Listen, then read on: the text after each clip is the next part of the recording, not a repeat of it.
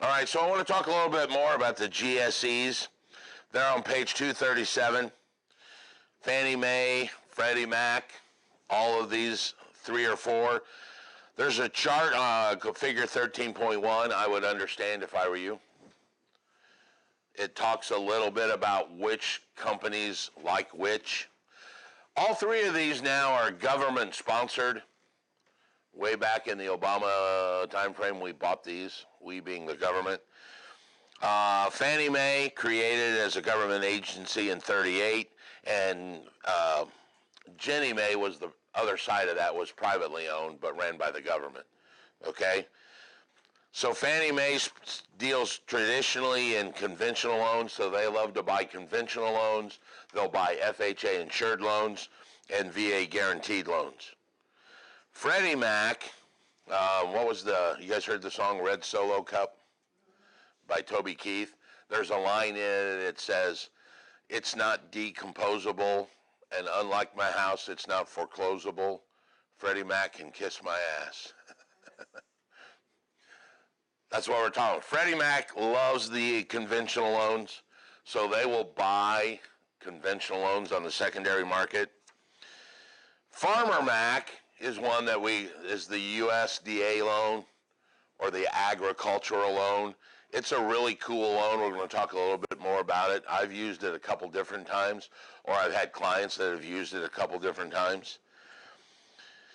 And then Ginnie Mae uses what they call the pass-through certificate, which protects investors when they buy it.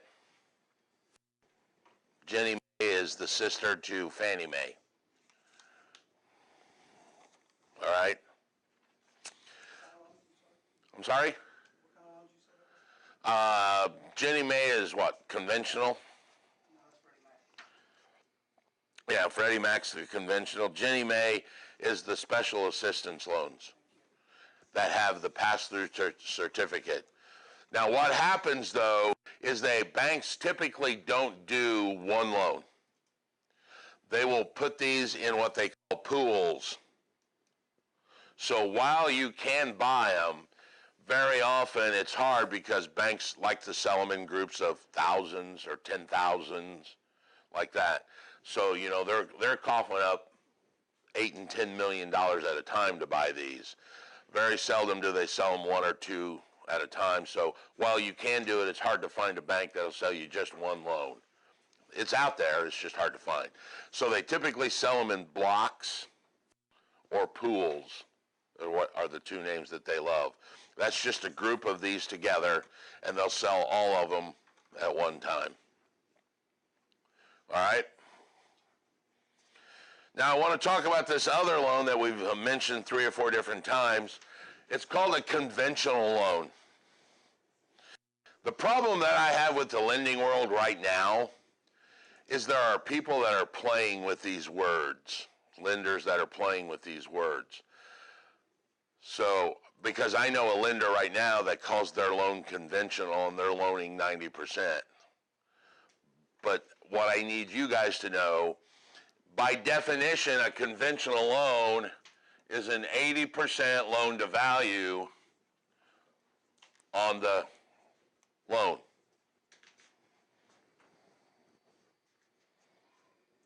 You guys remember what 80% loan to value is, right? The other 20% is called equity. So let's do a little scenario here. Let me show you something. If I have a value here, and the bank has only loaned 80%, and the value drops just a little bit, whose money is getting hit? Not the bank. The bank has only loaned 80 grand. The top 20 grand is yours. So you've got this $100,000 house with an $80,000 loan. It's 80% loan to value, right? If the value of the house drops from 100 to 90, whose money got hit? The owner's money, right? Does the bank care? Not a bit, because they're getting the first 80% when it sells anyway. Now, let's change the scenario. Let's say you now have 100% loan to value. How much equity is in a loan, 100% loan to value? None. Now that value drops to 90% because of the market. Your loan is still 100%. Whose money got hit? The bank's money, right? Do they care? Now they care a whole lot. Matter of fact, they care so much, they're going to force you to go out and buy an insurance policy to protect them so this doesn't happen. Welcome to PMI. PMI is private mortgage insurance. In a conventional loan is an 80% loan to value, no PMI.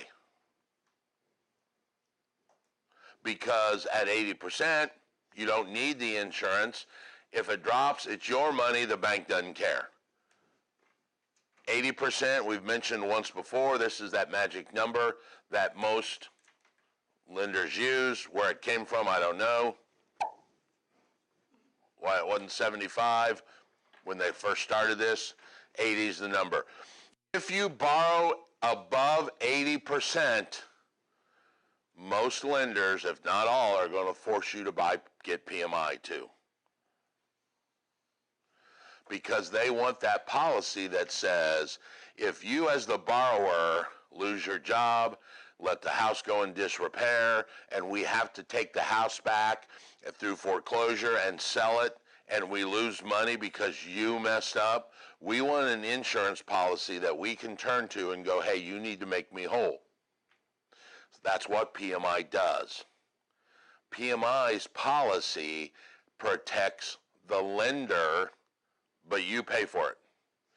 And the reason you're paying for it is because they were nice enough to loan you above that magic 80%. All right? So a conventional loan, by definition, 80% loan to value, no PMI. No PMI. And that's why I said now you start and see some greedy lenders out there, and they're jacking with some of the terms. I know a lender right now that'll do a 90% loan to value, no PMI. Their belief is the property won't lose 10%. So they're willing to say, okay, it may lose 2 or 3, but that's still your money. So kind of be careful in today's market when your mortgage broker tells you it's a conventional loan, because they'll go to 90% with no PMI. But in the book, what I need you to know is 80% loan to value, no PMI. It's called private mortgage insurance. Now, once you gain equity of 20%, 22%, PMI comes off. So if I've got 100% loan to value, how can I gain 20% equity? I could walk in and literally lower my loan to 80 grand and say, here's $20,000. I want to pay off 20 grand and create a spread in there of 80% loan, 100% value, PMI comes off. What's the other way that I can create this 80% loan to value? I can raise the value and keep the loan at 100, and now the value is 125. That's also 80% loan to value. That's typically harder to do. The first one where you pay off money, you guys aren't arguing over the value because the bank already paid for an appraisal. They already agreed when they loaned you the money that the house is worth 100. It's harder sometimes to go and say, hey, my house is now worth 125. We tried this, well, we did it, but they actually ended up, by the time they were done, the lender asked for 3 different appraisals. They wanted to verify that the first one wasn't wrong and the second one was a little different. So the guy ended up paying for 3 different appraisals to get proof that they brought the value of the home up. So typically you hear slang term is soft equity is when the value goes up, because you could always argue the value. Hard equity is when you go in and pay down the loan. Question? How often does that happen? Houses gain value every year. No, remember? No, how often does the process happen where an owner could go in to get another appraisal? How often does the process happen? As often as the owner wants to have it happen.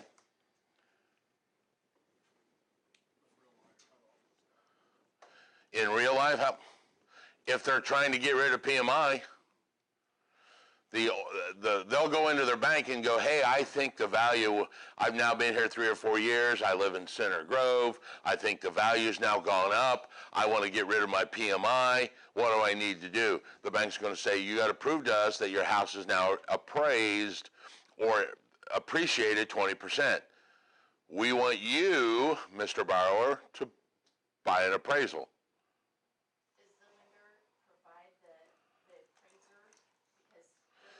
You will pick off the bank's list of approved appraisers. But like I said, we've done that before where the bank said, you know, I really don't believe your house increased 20% in 4 years. All right, so we want a second appraisal. And then they went to a third appraisal. And then they eventually did it. Okay? So once you can gain that 20%, 20 to 22% sale or equity, your PMI is supposed to come off. There's actually a law that says it's supposed to come off. But a lot of times what we have found is lenders forget. Oh, yeah, we were going to do that. So a lot of times you have to remind them, hey, we have now been in the house 10 years. We've paid off enough money, yada, yada, yada. We want the PMI to come off or petition for it. Oh, yeah, we forgot about that. We didn't pay it, but we'll get to it, and it comes off. And that PMI could be a couple $100 a month. So it could be a big difference in your finger quotes house payment because PMI would come off of that. I did that exact scenario with my mother's. I did a refi at 3 1/4.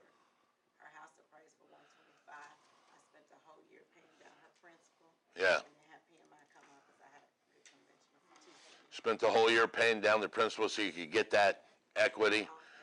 Yeah, that's very common. Now, there's something that's happening. I want to jump to it real quick. Since October of 2016, every FHA loan that has been written has PMI. FHA has a special rule that PMI will never come off. Really? Yes.